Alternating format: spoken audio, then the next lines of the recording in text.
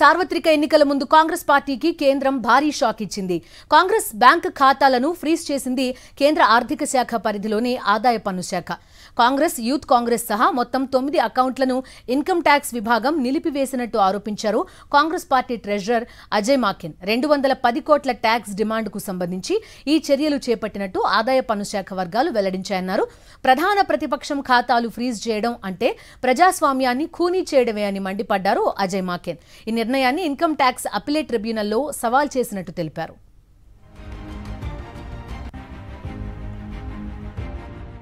हैरानी की बात यह है कि जब 2 हफ्ते केवल यह हफ्ता चुनाव घोषणा के लिए रह गए हों, ऐसे समय में प्रमुख ऑपोजिशन पार्टी के अकाउंट फ्रीज करके यह सरकार क्या दिखाना चाहती है और किस आधार पर फ्रीज करे गए हैं, मैं आपको बताना चाहूंगा तो हास्यपद है। और न केवल कांग्रेस पार्टी के, कल शाम को यूथ कांग्रेस के भी अकाउंट्स फ्रीज कर दिए गए और यूथ कांग्रेस और कांग्रेस दोनों के अकाउंट्स जो फ्रीज करे गए हैं, 210 करोड़ की रिकवरी इनकम टैक्स डिपार्टमेंट ने यूथ कांग्रेस और कांग्रेस से मांगी। 210 करोड़ की कुल रिकवरी। और ये पैसा किसका है? ये कोई धनाढ्य पूंजीपतियों का पैसा, कॉर्पोरेट टैक्स का पैसा नहीं, कॉर्पोरेट बॉन्ड्स का पैसा नहीं है।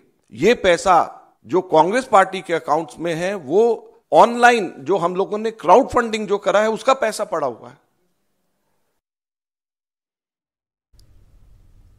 పూర్తి డీటెయిల్స్ అందిస్తారు మా కరెస్పాండెంట్ వెంకటేష్.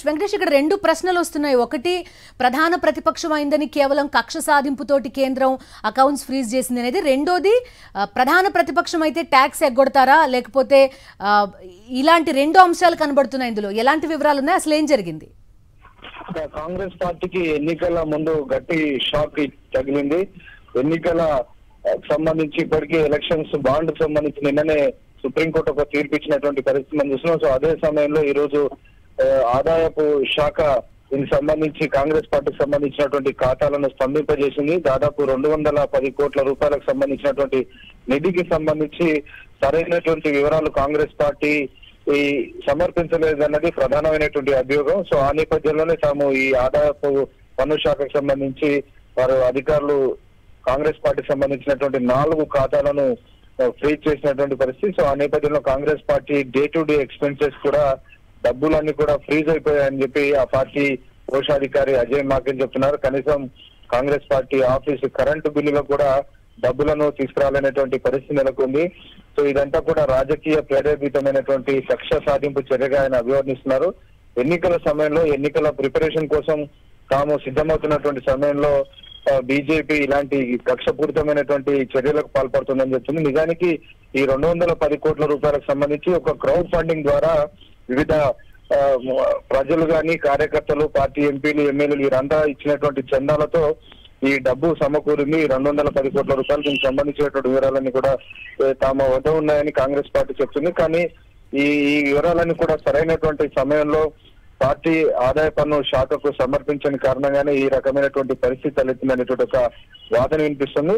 సో ఈ ఆదాయ పన్ను శాఖ అధికారులు తీసుకున్నటువంటి నిర్ణయాన్ని తాము ఛాలెంజ్ చేయబోతున్నట్టుగా ఇప్పటికే పార్టీ ప్రకటించింది. అలాగే 2018-19లకు సంబంధించినటువంటి ఎలక్షన్ ఇయర్ లో కూడా 45 రోజుల ముందు దీనికి సంబంధించి ఏదైనా ఫ్రీజ్ కనుక చేయాలంటే దానికి సంబంధించి ముందుగానే నోటీస్ ఇస్తారు. కానీ అలాంటి నోటీస్ ఇవ్వకుండా ఒక మెజర్ తీసుకున్నారు. అకౌంట్స్ అన్ని కూడా ఫ్రీజ్ చేయడం అనేది, ఒక ప్రధాన ప్రతిపక్ష పార్టీకి సంబంధించిన ఖాతాలు స్తంభింపజేయడం అనేది ఇది ఒక సహించరానటువంటి విషయం అని కాంగ్రెస్ పార్టీ ఆరోపిస్తోంది. Okay Venkatesh, thank you.